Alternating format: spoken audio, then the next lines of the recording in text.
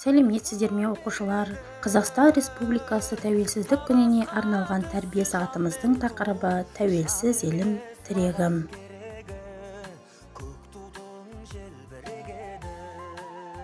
1991 жылы желтоқсанның 16-сында Қазақстан өз тәуелсіздігін жариялады.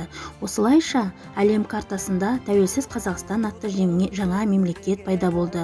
Оның тұңғыш президенті болып Нұрсұлтан Әбішұлы Назарбаев сайланды. Содан бері міне 29 жыл өте шықты.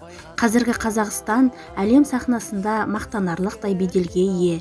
Жас мемлекетіміз осындай аз ғана уақыттың ішінде көптеген ірі экономикалық, саяси және әлеуметтік жетістіктерге қол жеткізді.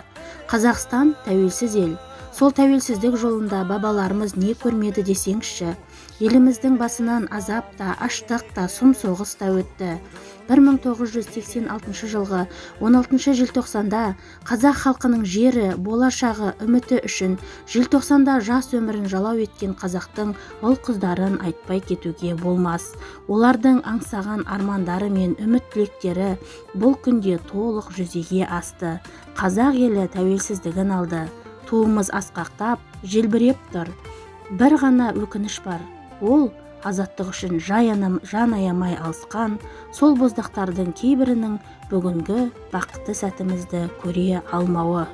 Құрметті Қажымұқан Айтбасов атындағы спорт мектеп-интернат колледжінің ұжымы, сіздерді Қазақстан Республикасының тәуелсіздік күнімен құттықтаймыз. Сіздерге берекелі ғұмыр, бейбіт аспан, мықты денсаулық тілейміз. Еліміз, жеріміз Қазақстан гүлденіп көркейе берсін. Қайраттай Қайсар ұлдардың қанымен келген еркіндік, Сәбира мен Ләззаттың арымен келген еркіндік, желтоқсанның алғашқы қарымен келген еркіндік, алтын айдай ананың зарымен келген еркіндік, аланда салған шәмшінің әнімен келген еркіндік, қиындықтың осылай бәрімен келген еркіндік. Баршаңызды тәуелсіздік күнімен құттықтаймын.